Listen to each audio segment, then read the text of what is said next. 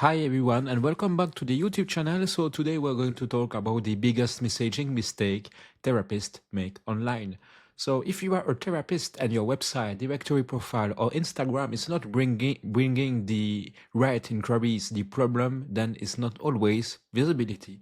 Sometimes the real problem is your messaging. And more specifically, one messaging mistake that keeps many very good therapists as you are sounding unclear, generic, or forgettable online.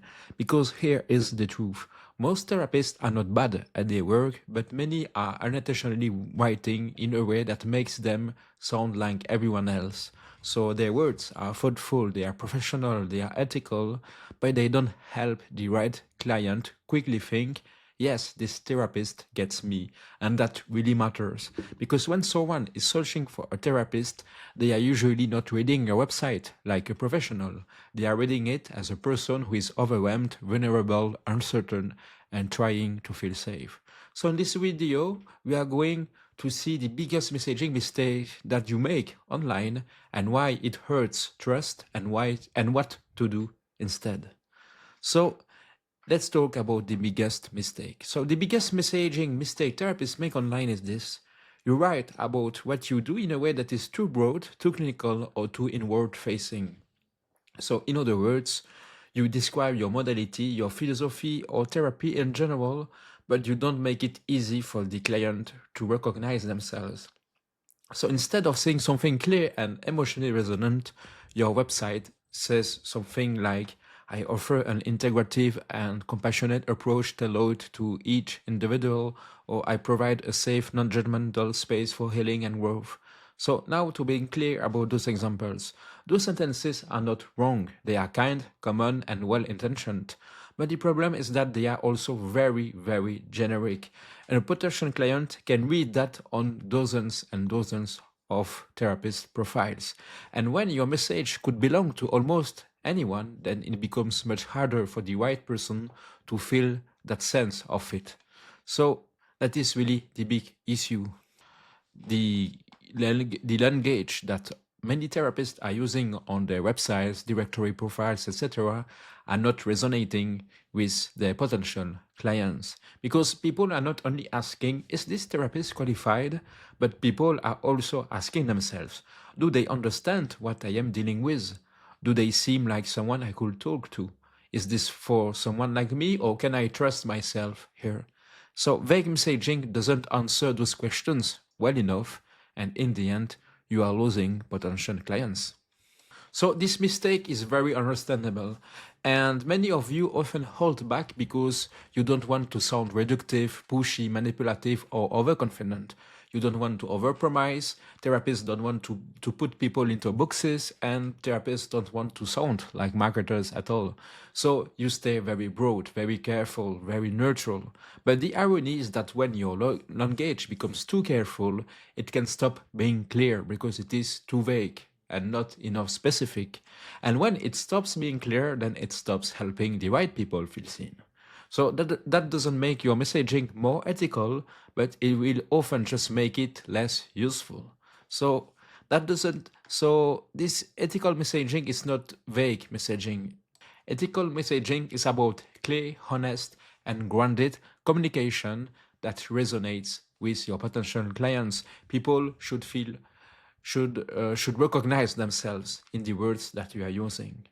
So ethical messaging helps someone understand who you help, what people often bring to you, and what working with you may feel like. And that is not manipulation, that is just clarity and orientation. And that clarity will build trust through time. So what should you do, instead? So instead of describing therapy in general, start describing the client's word more specifically. And that doesn't mean making dramatic promises, and it doesn't mean using aggressive copywriting, but it just means using language that helps the right person recognize themselves. So instead of saying, I help people navigate life challenges in a safe and supportive space, you might say something like that. I work with adults who look capable on the outside, but feel overwhelmed, stuck, or emotionally exhausted underneath.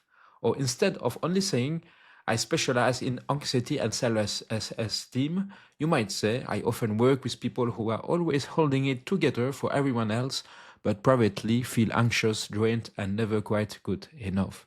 So I don't know if you can see the difference, but the second kind of language is still very calm, still professional and ethical as well, but it is much more human, much more recognizable, and much more likely to create connection. So the idea here is really about specificity. You must use words. You must describe the lived experience of your potential client, so that your potential client can recognize himself or herself in the words that you are using, in the language that you are practicing on your websites, directory, or social media. Because in the end, good messaging doesn't just name a category, but it reflects an experience, as I said, a lived experience. And that is what will help someone feel understood. So a very useful reframe for this is this. When you write your website or profile, then don't ask only how do I describe my work, but also ask yourself, how do I help the right person recognize that this space may be for them? And that one shift will change everything in your private practice. Because now you stop writing only from your professional point of view and you start writing from the bridge between your expertise and the client's lived experience. And that is where strong therapist messaging lives, not in hype and vague warmth, and not in polished professional language that says very little, but in clear, grounded words that feel true, specific, safe, and recognizable as well. So if your online presence is not converting as well as it should, the issue may not be that you need more content, but you may simply need clear messaging. Because the biggest messaging mistake therapists make online is sounding so broad and so generic that your potential client cannot easily recognize themselves. And when people cannot recognize themselves, well, they don't take the next step, and they will just leave your website and forget you. So before you post more, before you redesign your website, before you worry about algorithms, before you launch ads, come back to this question.